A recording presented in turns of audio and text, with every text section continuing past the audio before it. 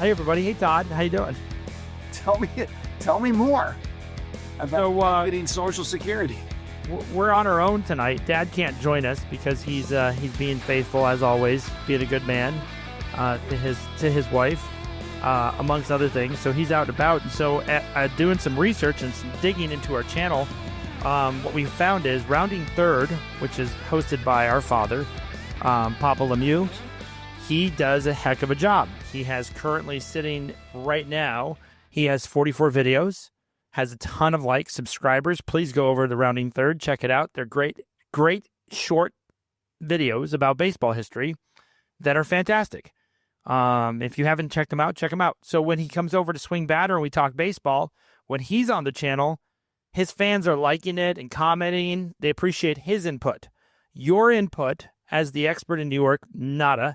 And me as a host, I'm indifferent. I could be here. I could not. I'm not an expert. I'm saying you're an expert in New York that no one looks to for New York opinions. But I do have a hot opinion that, I mean, we can go right into Dad and tell me if you think that this is Dad's tearing it up. At this point, I think Dad's going to have his own T-shirts. It's just going to happen. He's literally like the best thing that ever happened to us. Yeah. Considering he's our dad. I don't know how you argue with that. Hopefully his brother John is watching. I got to see him on my trip around following hockey. He's still as quick as ever, smart as ever, telling me all sorts of factoids, if you will. Yeah. But Dad is just his launch is he's in the next orbit. I think he's a month away from just getting a massive following. It's just going to happen. So given that when we release this video, it will instantly tank all of our viewership because nobody watches it without Dad involved. We'll get a few people. I mean, we'll get a few stragglers. What we should do is we should say Dad may join us at the end of the podcast. He's a little busy right now. So if you stick around, Dad will come up later on, and then Stay tuned. But you can also wonder, if you're a fan of our father's, how did he produce this? Us two. How did this happen to him? Because he's doing so well. And well, you take everything that's good about him and divide it in half. Divided it way too many, as one would argue. In fifths. Yep. Yeah. Again, one could argue Kyle and Justin took it and hit it. You and I are trying to replicate it. So I have to start the show off with your New York Inside stuff. Yeah. And I'm going to start it with, instead of Juan Soto, why Soto? Why Soto? Why? What is this why Soto? You keep texting me this. I don't get it. Because he came out and said that hitting behind Judge, he saw different pitches than he does now with the Mets. And my only question was, you're not even a half of a season into this Met experience, and you already are saying things like that in your young age. I would say you probably made an error. I got a question. Mm-hmm. What does it matter who you hit behind? In front of. He hits in front of. Sorry. He hit in front of Judge last year. So he was saying that he got to see, he saw different pitches than he's seeing right now. Because Judge brought it. To which the Yankee fans got to talk smack to the Mets fans, and it became a big hoopla. And everybody on podcasts and sports talks were like, oh, I can't believe Juan Soto said this. So I just simply said, why Soto? Why did you even say this? Why? Well, I think he's frustrated by the fact that he can't perform in the clutch. I think his batting average with anybody on base is something like 108. Ooh. Don't quote me on that. But not quoting you on it, but he's not delivering. Today in the loss to Minnesota, he did come to bat with the bases juiced and hit into a double play. Ooh.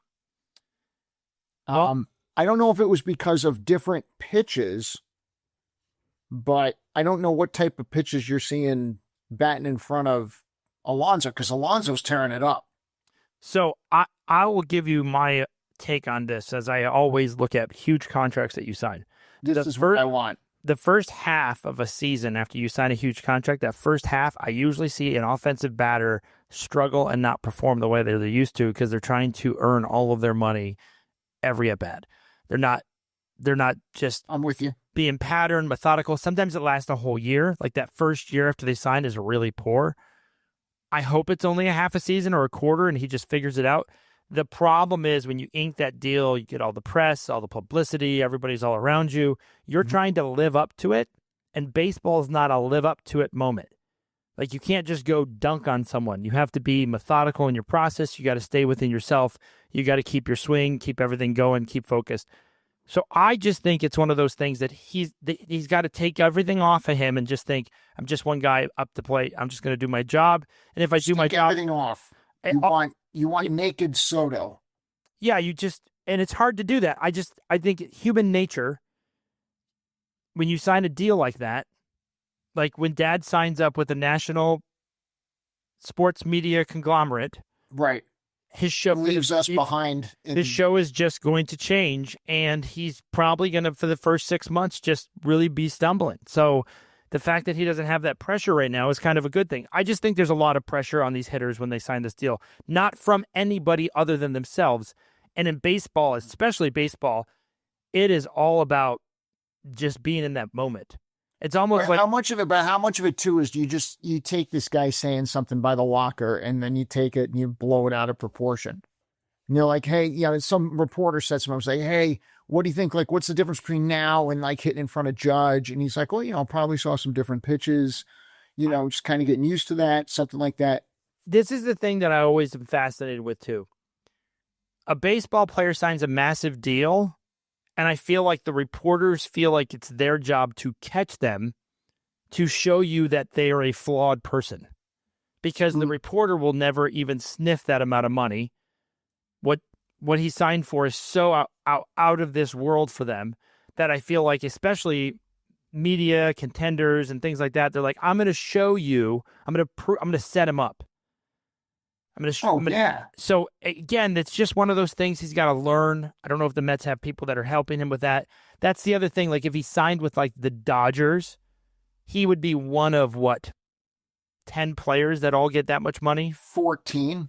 So again, it was the big signing. It was the big story. He went from the Yankees to the Mets. He stayed in New York. He left the Yankees. So you got the media crossover, all that fun stuff. So to me, I still this day don't get why the Yankees felt they deserved the guy after 1 year. Like you had him for a year. Right.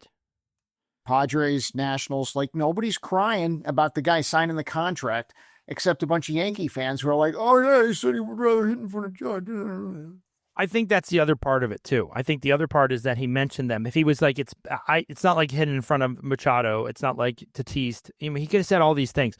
He's played, with the Nationals. He played with the great Rendon, as we'll get into, because I got some nice stories about that. So I think it's just, again, we're not even 20 games into this. I think it would be great if he just didn't compare. I think that would be good. And he just saw things as a setup and just said, it's a process. I'm working through the process. Right. Just one guy working through the process. You did say double plays, and I was in St. Louis for the Frozen Four. I went to a Cardinals game. Yeah. And it was great. We got some good pictures from that. The Cardinals in the first 4 innings had 4 double plays. This is what we call efficient, Brendan. And our brother, Justin, I was like, this is wild. I've witnessed 4 double plays. And all the Cardinal fans around me were not surprised because the Cardinals have been disappointing them. And I turned around and I believe that Justin said that the record for most double plays is 7 in a game by a team. Is that a game that went to extra innings?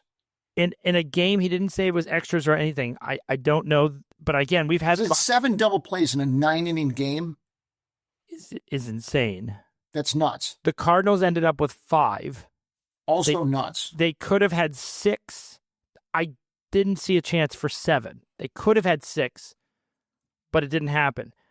I was cheering for the record, to which the Cardinal fans were not fond of. But I'm like, I'm here, and you're right. That the Cardinals they were hitting into double plays, or they were making. No, plays? They were hitting into double plays. They had I think they had 6 hits by the 4th inning and no runs because they had double played themselves all out of it.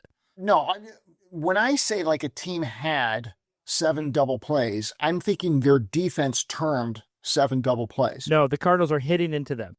So the Cardinals get runners on, they get really excited, first and second, double play. The best was the fourth inning. The fourth inning, they had a guy in first, they hit into a classic double play. The Phillies made an error, dropped the ball, no double play. The next batter hit into a double play. So it went from, I didn't get the fourth to, I got the fourth. And then I'm sitting there at the end of the fourth inning. I'm like, this is great. And the fan next to me goes, so you're cheering for us to get 7 double plays? I said, I'm cheering for history. So yes, if you get 4 double plays in 4 innings, I'm all in. You're all in. You don't even know you're all in, but I'm here for that. Phillies ended up winning. Harper looked great, even though he hit two to the center field warning track. But the Phillies are the Phillies. They're loaded. They're not injured. They look very fresh. I think they actually end up in that 3-game series. They lost 2 of the 3 to the Cardinals, but the Cardinal fans are none too pleased with their team.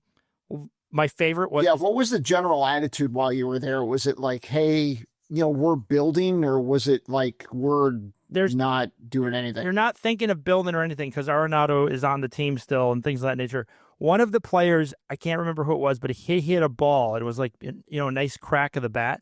Yeah. And this old lady turns to her husband and goes, that's the first time he's hit a ball like that all year. I'm like, oh, that is a brutal comment I'm talking like 75-year-old lady talking to her. She's been sitting in those seats for all 75 years. Probably. But she was like, she just wanted to point out that guy ain't worth it. And that's the first time he's going to hit a ball like that. About time. I've been here the whole time. The Cardinal Stadium is fantastic, by the way. They set it up wonderfully. They put it down in the stadium. You get to see the entire skyline. The stadium experience itself was just great. Beautiful day. I think it was like 65, sunny, breezy, just gorgeous. Yep. If you have not been to the Cardinal Stadium, it is worth the trip. And the fans are all great. None of them were like, they kind of know what they are.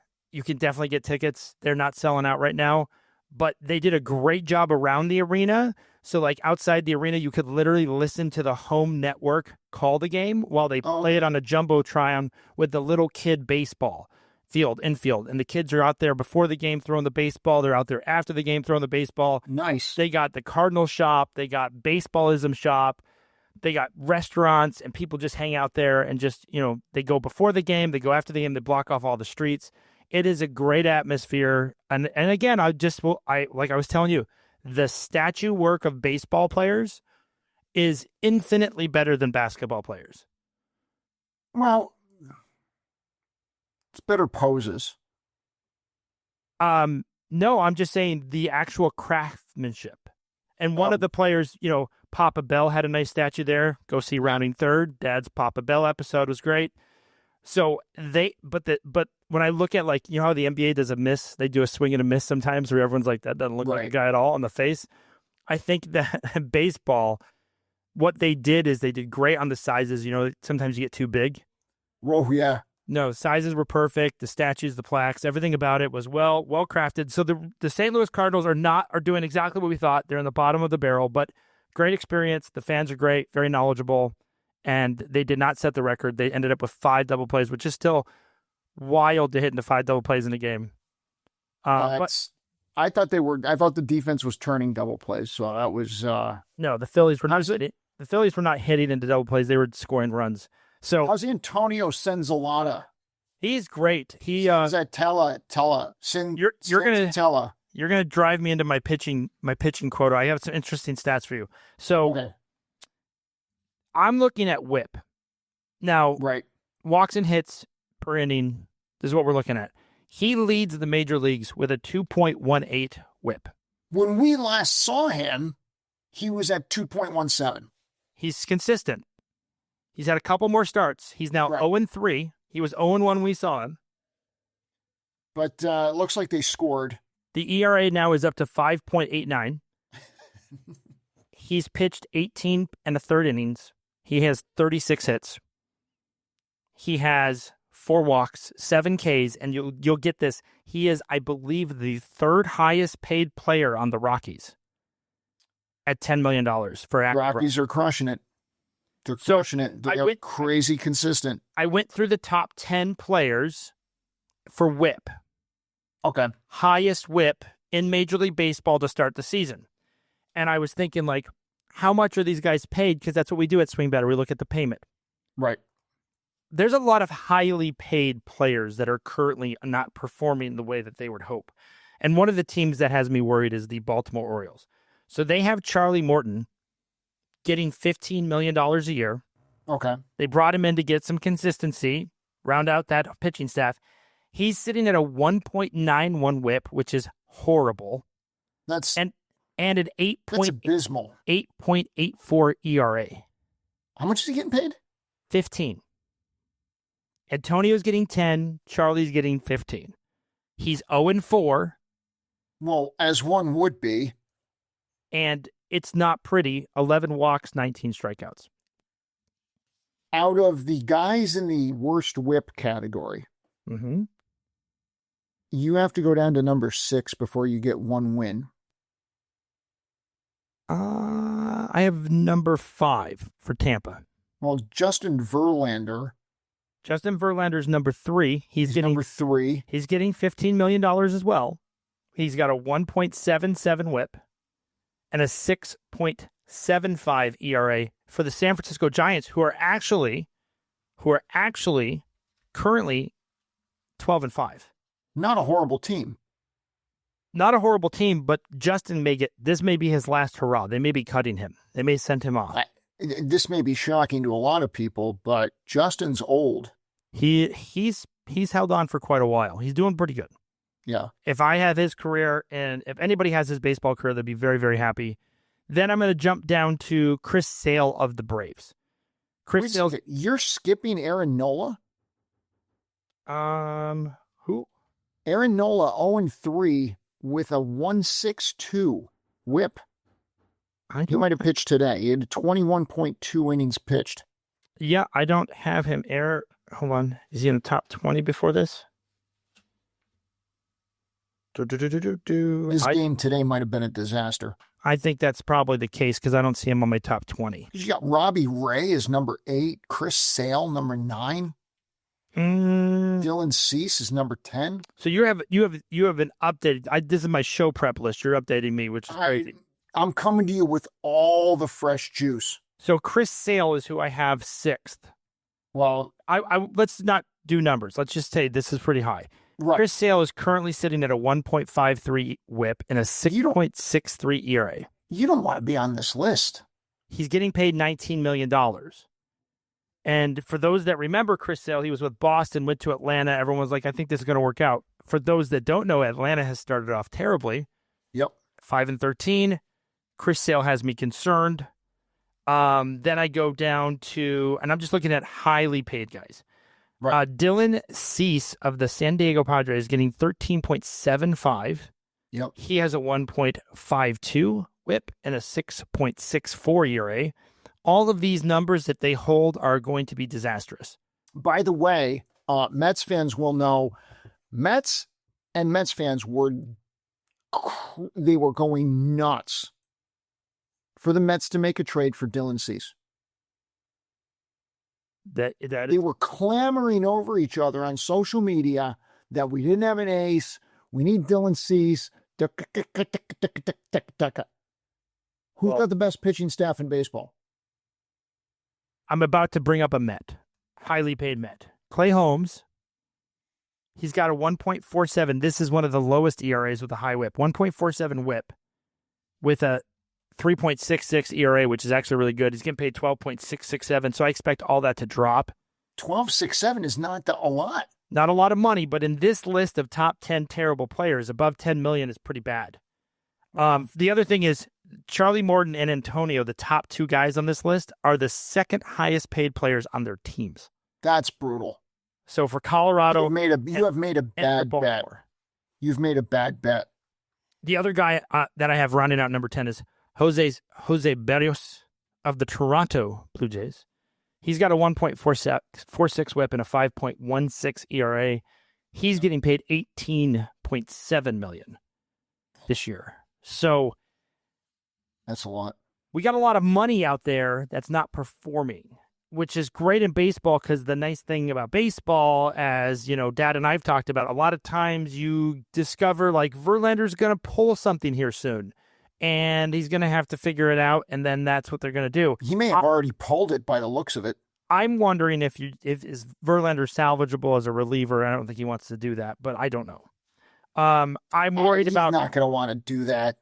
The teams that I'm concerned with their starts is Baltimore, because their pitching and their hitting is not on track. Their team whip is 1.42.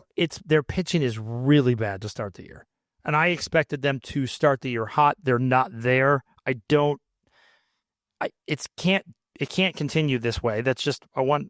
Teams are batting 279 against the Orioles. It's just the numbers are just really bad, and I don't like the start. Like, I know you can turn it around. We're only 16 games in, but it's not. It doesn't give any of the fans any help that they're fifth. And again, the other thing I look at is what's the division like? Like, if they were in the NL West, I would be even more concerned for them, but they're not. That's the good news. The good news is the Yankees are 10-7, so they're not far behind the Yankees. So the Yankees didn't start 15-3 or 15-4 like the San Diego Padres. So you're like, oh my God, we're way behind. The other team that I'm concerned with right now, and the only reason why I'm concerned with them is because of how poorly they started. The Atlanta Braves started very poorly.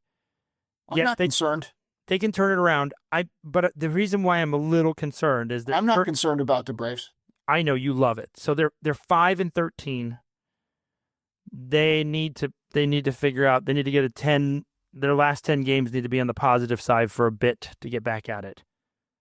We can all. Acuna's coming back in a month. The other team that I would say that I'm going to eliminate. But you got to listen.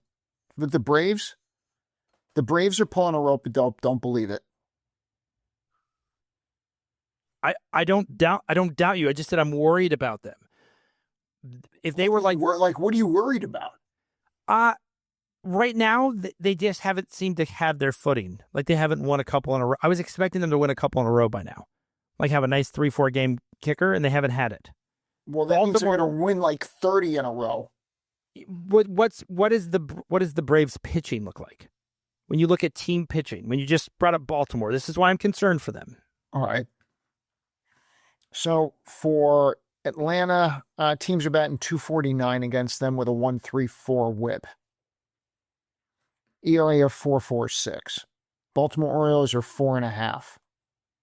So to me, again, these are signs that have to come down, but they have pitchers like they were expecting to deliver. Like, Baltimore was expecting Charlie to not pitch this terrible. Right. The Braves were expecting Chris Sale to be counted on. Right now, he's counted on as a loss. If you're pitching with Chris Sale's numbers, you're not winning unless your team is just going off on the runs. The team that I will eliminate from the playoffs, 17 games in, is the Colorado Rockies. They start 3-14. They're currently 11 games back in their division right now because the Padres started 15-4. They are 7 games back of the 4th place Diamondbacks because the NL West their records are great. 15-4, 12-5, 13-6, 10-7. Those are the top 4 teams in the NL West. And the Rockies are 3-14. Thanks for playing. You know who's actually not horrible? Mm-hmm. White Sox. Oh, I didn't. Can I get back to the Rockies? They're a -50. -50 what? Minus differential. 50 run differential in 17 games. Do you know the next worst team in run differential? No, I don't. The Pirates at -24. They have doubled the next worst team. Well, that's because they play in Colorado. Yeah, so they don't score, and the other team does. If you want to look at a team's whip and ERA, please pull up the Colorado Rockies. If you're -50, it's horrible. It's got to be worse than Baltimore. It's the worst in the league. Everything I'm looking at suggests that that is correct. They're a 1.58 whip as a team. Their ERA is 5.09, not worst in the league. Who's the worst ERA in the league? The worst. Wait. Oh no, it is the worst in the league. I was going to say, who is worse than that? I saw that. Oh, geez. 509. The Nationals, I thought my eyes are going. I thought they were like a 5.86, but they were 5.06. They're 0.03 points behind the Rockies in the ERA. The good news for the Rockies is they are only 2-4 at home, and they are 1-10 on the road. So if they, that will even out. However, less than 20 games in, and you're 11 games back. 7 games back of 4th place. I think so. They're 11 games back at 20. No, San Diego Padres have 19 games. They're 15-4. So they're 11 games back of that. They have 17 games played. The Diamondbacks have 17 games played, and they're 7 games back of the Diamondbacks in 17 games. So you're saying they could possibly finish the season 88 games back? In that division, that would be records on both sides, but it's not unthinkable with that division. Shoot, 17 games with 11 games back. That you mean multiply the season by 8 to get to 162, somewhere thereabouts, right? You're correct. 88 games back. That we're setting records on both sides, because I don't believe the Padres are going to be sitting at 789 at the end of the year, which would be a record. And I also don't think the Padres are right now on a 120 game pace. 120 win pace. The Rockies are planning on losing how many games this year on this pitch? 100 and something. It's a lot. They're going to lose a lot of them. So if you look at it just from, if you couldn't pick a worse time to be in this division as a Rocky team. Like, it's already over. Yeah, it's they have a fabulous stadium. I visited that stadium several times. Like, you're right about the White Sox. Again, if you're just looking at just things to look at, run differential, right? Who has the best run differential? Obviously, Padres. Shockingly, the Giants, who had the Giants in there. Yankees are looking very positive and run differential. And then the Cubs actually are right behind the Padres at a plus 36. So San Diego is plus 37. The Cubs are plus 36. And like Dad said in our last episode, the Cubs look a heck of a lot sharper than he thought. And if you read his article on his prediction, going to be fun. That team's going to be fun. He had the Cubs third. He had Cincinnati, Milwaukee, then the Cubs. So he did not believe, and the Cubs are certainly rolling out. The Rockies have started terribly. And again, they haven't started against all the juggernauts in their division. So, they're playing tonight against the Dodgers, so they have their chance to go up on this third place Loserville team. Did you see all the Dodger fans complaining that since they visited the White House, their record has been abysmal? Oh, that's the issue? They went to they've been playing 500 baseball since they went to the White House. That's the problem. That's, again, they're just reporting about what the Dodgers are upset about. So, and the Dodgers are upset because San Diego came out on fire. A SwingBadder note, I don't know if you saw this highlight, but Manny Machado had a fantastic at-bat where he was facing the Cubs, and he fouled out twice, and the Cubs dropped both of them. In foul round, hit the glove of both different players, not the same one, thank God. Can you imagine if you're the same player? Then he hit a home run after that. Well, I mean, nothing for nothing. You can't be giving the guy drop dubs. I watched it and I was like, this is great. Because again, the second one was hilarious because it was right by home plate. Like, the pitcher and the catcher couldn't find it. The third baseman comes roaring in and he just missed it. It almost was fair, but it wasn't. And it's like, again, if you're the batter, you're like, oh, this is fantastic. And again, he's Manny. So it's like, well, the first one was the right fielder just muffed it. Oh, that was went off the heel of the glove, right? Not as bad. I don't know if you saw the Mike Trout highlight way earlier in the season where he just ran and the ball landed like 20 feet behind him in play. No, the second one looks like it was fair, though. The second one does appear, but it's not. It's foul, but it looks very close. It's very close. And he's not running. He's also not running. He's like, Like, it looks like the third baseman carries it. I don't know what the catcher, I don't know how well, anyways. Third baseman, first baseman, someone should have that. So, anyhow, the Cubs are playing good. They're playing strong. They beat the Dodgers up. I don't know if you saw that, but again, this is I like this part of baseball right now. We have the NBA playoffs. We have the NHL. So what part of baseball don't you? I like the start of the year where you get into that. You're into that 20 to 40 game, because then you get to see who's sustaining their batting average, who's sustaining the pitching, who are the contenders for these different awards. How is everybody performing? What does it look like? I don't look at awards yet. I think there's too much momentum that goes into the awards towards the end of the year. I don't disagree with you, but again, it's like, if you start off the year as a student and you start off with an A, it's easier to keep the A than if you start off with a D and you're like, I'm going to bring this back. The teacher's already looking at you like, I don't know. So you're telling me at the end of the year, Tyler Soderstrom's going to be the one who's going to lead in home runs? No, 40 games. Look at 40 games. This is the exciting time. The next 20 games, You get to see how the break. I will say, none of the pitchers that I told you about earlier in this podcast are going to be Cy Young candidates. Zero. None of them. Well, that's going to be really hard to work that stat down on those, right? That is, yeah. You have to pitch no hit, no walk, shutouts. You have to and that's just not going to happen for these guys. Which is shocking to me in today's day and age when everybody's either striking out or hitting home runs. How is your whip that high? Is it that hard to find the strike? Like, is the game gotten so completely mechanical and technical that it's that easy to miss the strike zone? If your mechanics are off? I think your guy Holmes has the best stat line here. And I know he's about to drop out of this top 10 and just go further away from it. But with a 28 strikeout to 11 walk ratio, that's pretty fantastic. But Chris Sale, if I look at Chris Sale, he's 24 strikeouts and 4 walks. And he's got that high of a whip, which means they're just hitting him all over. 25 hits in 19 innings. But the problem you have with whip and ERA is that those are averaged stats. So it's very hard to bury the past. Yes. By the end of the year.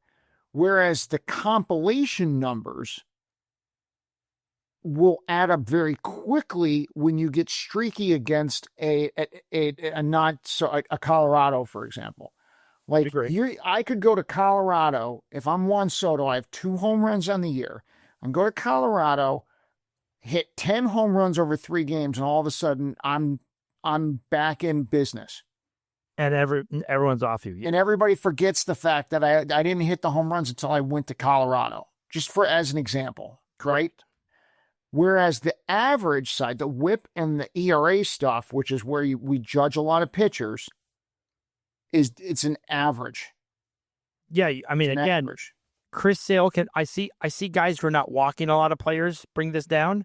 And This is the thing that's funny to me. Like, our boy Antonio, only 4 walks. Right. So he's got to figure out how to hide the baseball. He's not hiding the baseball. He's pitching it right up for them. 36. Go back to Clay Holmes. Clay Holmes has 28 strikeouts. Correct. The leader has 34.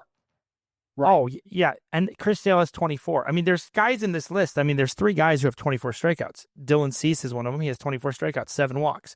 So again, if they just can cut out all the hits they're allowing, then you're going to be okay. I also believe, I think from a hitting, pitching standpoint, the one thing when you go to a game live and you should sit or be around so you can see what they do in the dugout, the amount of technology these batters see now with the pitchers and the iPads, they are looking at everything. And a part of me, I know this is where I go old school with Are you thinking to yourself, if I'm back in the day, if I had the iPad? No, I just think if you to get rid of it during the game, you don't let them use that technology. You go back to you got to watch the pitcher, first base, third base coach. Right. But again, I mean, I think that ship sailed. Everyone's using all this technology, but slow-mo, all that stuff. I just think that there's so much on that pitcher. He can't tip a pitch. He's got to hide everything. He's got to, I mean, the way that again, he slightly throws one pitch arm release, ball release. They're looking for all that. Yep. So, like, I look at a pitch and I don't see the differences, but man, a hitter, these guys are so good. They can see when you're releasing, the release point on a fastball is here, changeup is here. Once you get that stuff down, like once you see the release angle, you're like, I'm not interested in a changeup today. You threw a changeup, I'm not doing anything with that. Right. I'm looking for a fastball. I'm looking for this release point. So Yep. I don't know. I look at baseball and I say, this is where it is with all the technology and all that stuff, and you got to use whatever you can use to get advantage. And what is the who's the best starting pitcher to start? I always look at the worst stuff. Do you have the best starting pitcher who has the most wins and lowest ERA? Well, most wins we go to. Well, wins is weird. Max Fried for New York Yankees, who has 3 wins, got a 1.88 ERA, Signed him from the 28 Braves. strikeouts. I said that even though they were losing Garrett Cole, that the Yankees could rest in consolation that they had Max Fried, which was a great signing. So far, so good. I didn't expect. I mean, he's starting off great. I didn't expect. I mean, he's pretty shoddy. Like, he's up and down in his experience, but right, that's a great start. Especially for batting 235 against him in 4 starts. He's averaging 6 innings a start, so he's eating innings for them. And his whip's at 117, ERA's at 188. The other guy that I noticed that is starting off really good is a Baez for Toronto. He had another strong. Yeah, he had another strong performance today. Chris Bassett, that's 4 games. Again, he had 23 innings, 107 whip, 0.77 ERA.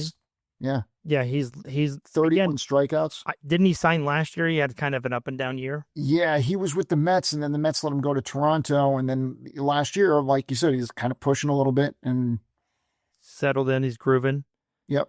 Yeah, I think if I looked at divisions, like right now, I think the funniest division that I have, that I looked at everything that I just kind of circled that I thought was comical, the AL West, every team in the last 10 games is 5-5. Hold on, let me look at that. Every team from Texas, wow, yeah, the Athletics, yeah. That will be a rarity when we A do a show, or B, when you look at these stats to see 5 teams all do the exact same things over 10 games. Yeah, I thought that was pretty funny because I was like, 5-5. Look at these guys all. And the crazy thing, the Angels have the biggest losing streak. They're a half game out. The best part about the Angels, I was going to talk to you about this injured list. The Angels have always, in the first 40 games, have given me so much hope that they're going to come out of it, and then the next 80 games, you're like, nope. No, they're not coming out of it. I was looking at players that are SwingBadder contracts because they're not playing baseball. They got hurt. So our every year SwingBadder trophy, Anthony Rendon, he has had hip surgery. He's on a 60-day DL. He is one of the highest paid third basemen in all of baseball. And I swear to God, at this point, we looked at him. We did a whole episode on him in SwingBadder.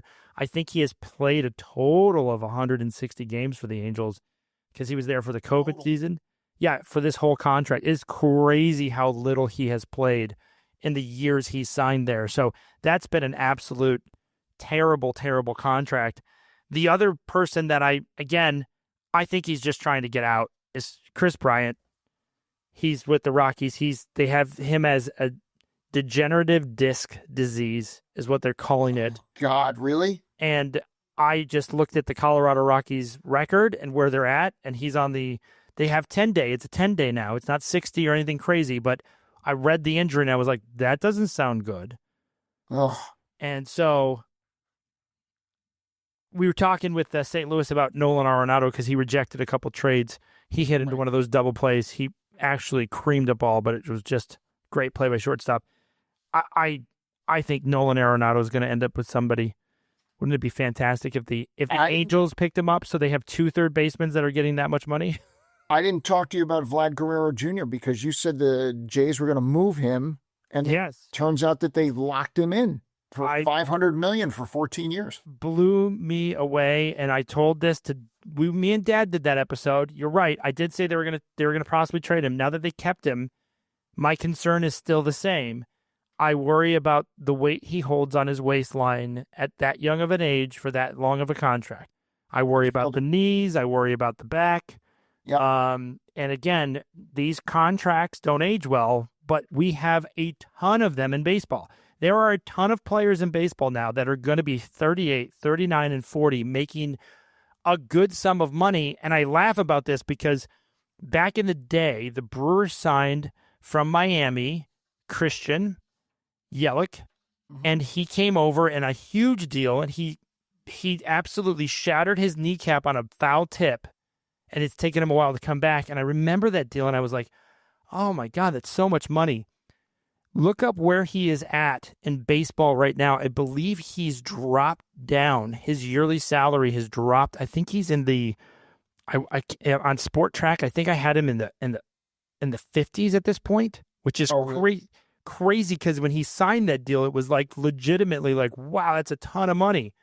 Because he was the everything. He was the outfielder. He was the home run hitter. He was the stolen base guy. Right. And then he had that injury, and he's on again, off again. He's, hopefully he has a good year this year. But where does he sit on just to give you guys a parameter, because he signed that deal. Like is he playing now? Yeah, he's playing for the Brewers right now. If you look at active payroll, highest paid guy on Spot Track. Let's look for a second here. He's down there.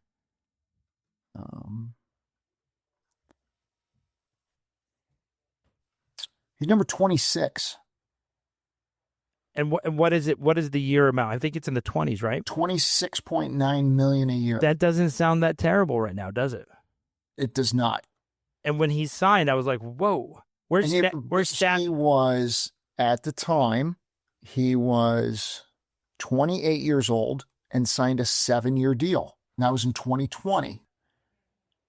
And a 7-year deal at that time for a 28-year-old, we're like, wow, that's crazy. That's going to put him at 35. These other deals everyone signed in their 29, 30. Vlad is what, 50? You said 15 years or 14? He's at 14 years at age 26. So they signed him through age 40. And that guy looks 40 now. Yeah. Yes. And then Stanton for the Yankees, who's not playing. He's tied for 11th. He was signed at 25 years old for 13 years. So he's got another 2 years left. And again, he looks like a weightlifter who plays baseball. Yeah. So, well, he's got some flex to him. But what are they saying his injuries are? He's got elbow issues? It's elbow issues they're saying bat adjustments. Bat adjustments. He made adjustments to his bat. Could be a torpedo bat. I don't know. We'll find out. Yeah, that's one of those. Yeah, but Chris Bryant's $26 million through 2028. And he's not happy at the Rockies. There's no way he's happy. Are the Rockies happy with him? He hasn't played since he saw. I don't think he's like an Anthony Rendon. I don't think he's played a whole lot either. Right. When he signed that deal. And I still remember that press conference was great. He's like, I've never played for a loser. And I'm like, well, you signed with one. I mean, you just signed the contract while they tried to get rid of their players. Like, you just replaced Arenado, who literally couldn't wait to leave. Right. So that's who I eliminated, was the Rockies. That's my injured list, the SwingBadder injured list of where you paid a lot of money and they just aren't showing up to work. Sometimes it's their fault, sometimes it's not. I have no idea how Anthony Rendon has had hip surgery, but that's what he's got. Psychosomatic, we call it. I mean, he's under the knife a lot in that contract. Some people have really big contracts with Aflac. So they get paid a lot by the duck. So what are the big what's your big takeaway for the Mets? Are you pretty happy, obviously, with the start? I mean, they very happy with the pitching. Okay. I know the offense is going to come around because it always does. The question with the offense, this is every team's offense. Every team's offense, and I know you and Dad talked about streaks and everything, is the offense slumping together, or slumping separately. Because if the offense is slumping separately, you have guys like, in our case, you have Alonso that's covering up for the fact that Soto was slumping.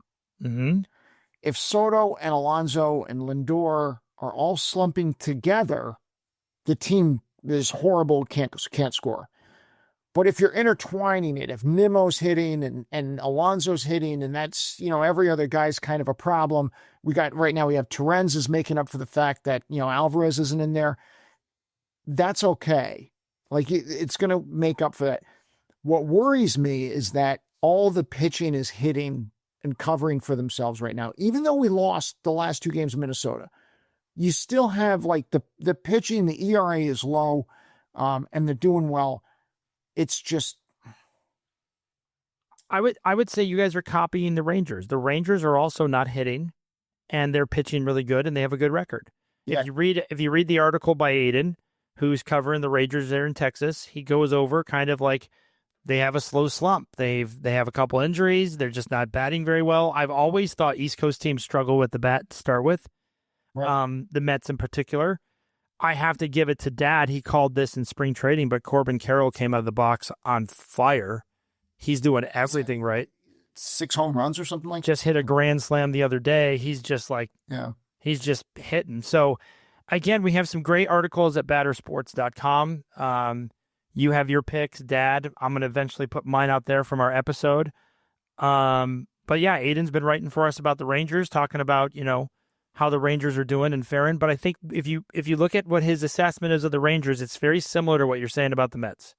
The pitching's on point and the hitting's not there. But I always look at that as like, I don't think that's a terrible thing, other than when your pitching falls apart while your hitting is there.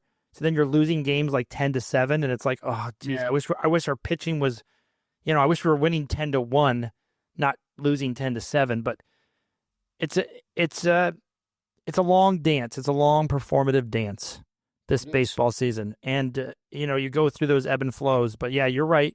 I would say you want to have 2 weeks where you're talking about the intertwine, where you want certain players to get hot for those 2 weeks, and then the other players get hot. You can go on a 7 or 8 game run.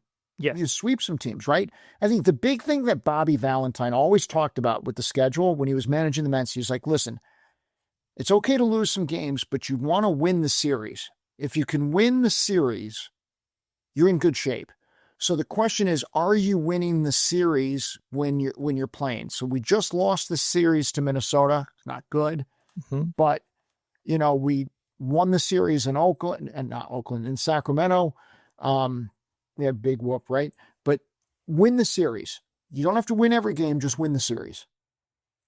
I think I agree with you. I agree with you about the series. You want to win more than you lose, obviously. And then I think the Mets are doing that 11-7 is pretty good. I think the thing that surprises me right now in the Dodgers, they're 13-6. They're +6. Their record's 13-6 with a +6.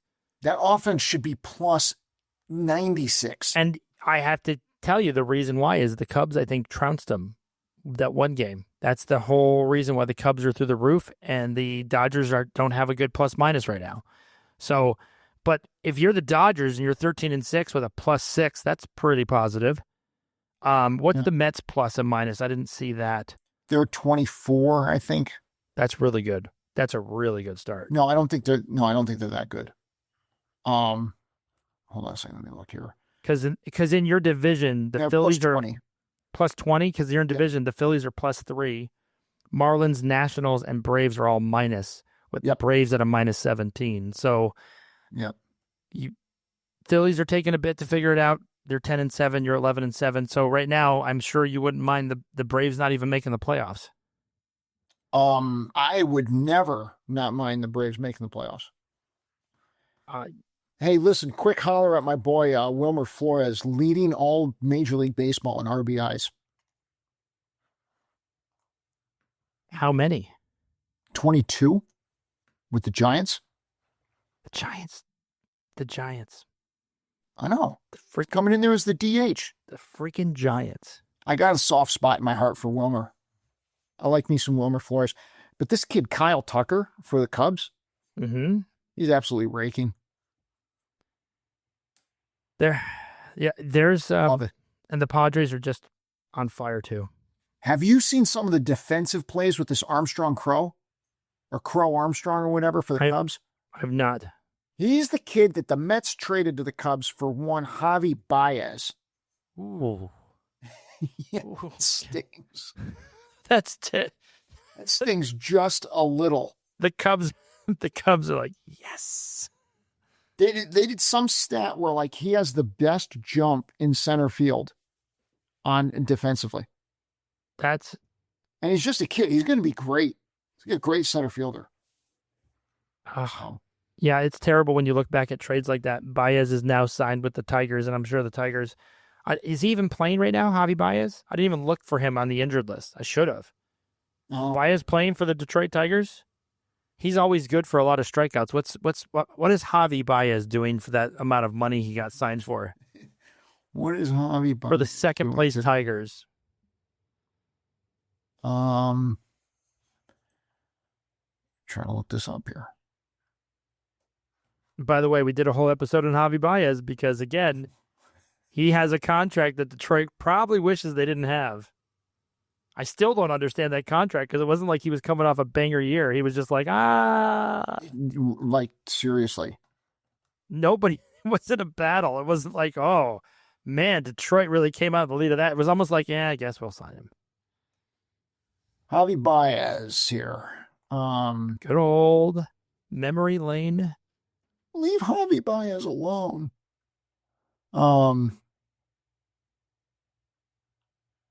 He's played in 14 games here. That's not 289. Terrible. What is he batting? 289. How many strikeouts? 10 is respectable. This is the new Javi.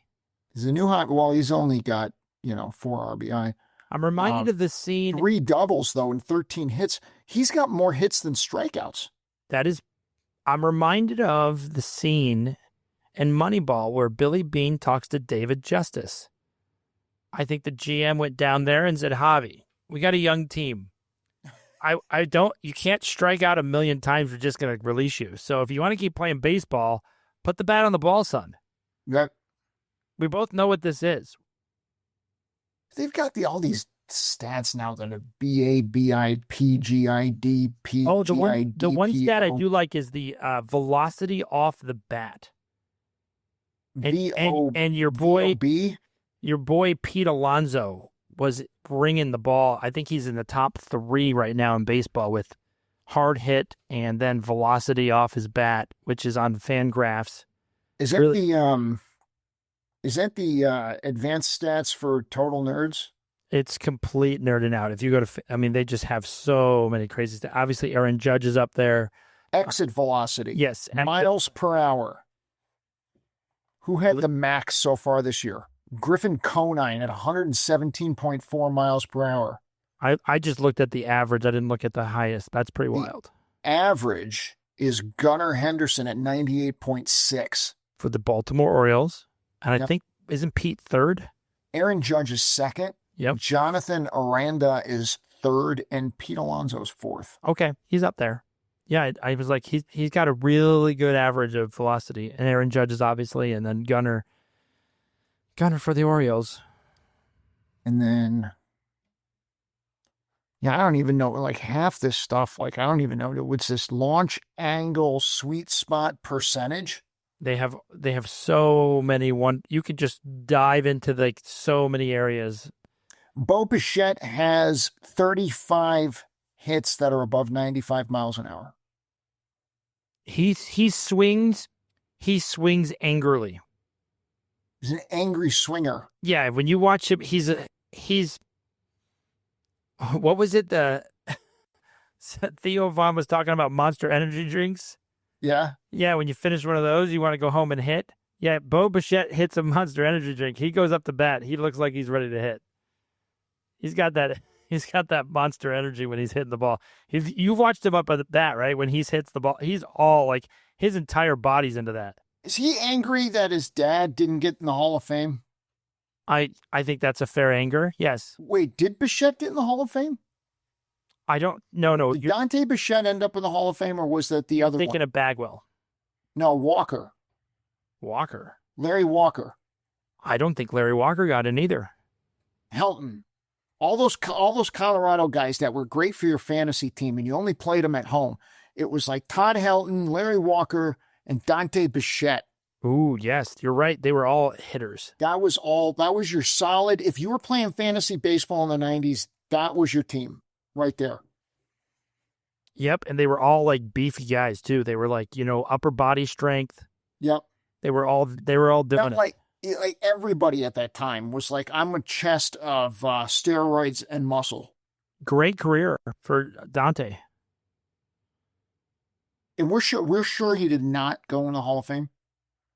Let me just go to his regular stats here.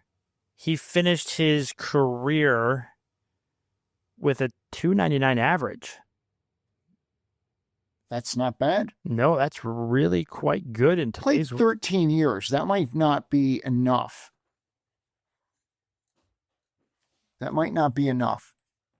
And Hall of Fame ballot in 2007, he got 0.6% of the votes, and I think that's when he fell off. That's it. You're right. You got to be over 5% to stay in. That's pretty wild. That he is not. Dad may have to do a rounding third on the Colorado Rockies, that offensive juggernaut of a team. If you look at his stats, I guess so. You got 274 home runs, 299 batting average. Yeah, not enough. Not enough stolen bases, really. I mean, he didn't even have 2,000 hits. No, yeah, he's just not enough. He's certainly not Kenny Lofton. Guy's head is huge. Yes, upper body. He's bulky, but Bo's a great player. Toronto's got themselves a team here, but I'm telling you, we are going to be doing a SwingBadder episode in like 5 or 6 years, and we're going to be talking about, these shortstops that all signed 10, 12-year deals that are not playing short anymore, that they're trying to find a spot for them. Yeah. What I also wonder, like, when I look at Christian's contract and all these others, you're going to look at these guys and they're going to just fall all the way down, and people aren't going to notice that we're paying $25, $30 million for this guy because we're paying for these other guys. So, but does this kill the 10-year deal at 30? I don't know. I can't believe they're giving him that, but this is the era we're in, and this is what you get. Yep. So, Dad will not be joining us for those that joined us late. Clicked in, now we got views. So, if you don't mind clicking like and subscribe so he can come back and join us. He said he's only going to join us if they start commenting about us too. He's tired of carrying the weight of this machine. That's right. But as your host of SwingBadder, I appreciate you joining us as we go through some fun stats, fun figures, fun information, and then obviously our Mets insider Todd is very happy and delighted. Is there anything you want to say to Braves fans? I mean, you have them right where you want them. Oh, don't worry. You'll get Profar back in about 70 games. Oh, that's right. He got the old... And again, if you looked at him, would you guess? I wouldn't have guessed. This is obviously a horrible error. Either he's taking the wrong stuff, or I don't know. He's doing... They switched up with somebody else, and he took the fall. If you're gonna get suspended for foreign substances, foreign that substance up. You should look like the Colorado Rockies team that was hitting it like crazy. Just like anybody in 1999. Come on. All right. Well, we look forward to your comments. We look forward to your likes, and thank you for joining us for another episode of SwingBadder. I'm your host, Brendan. That is Todd, and we appreciate you. Have a good one. Bye now.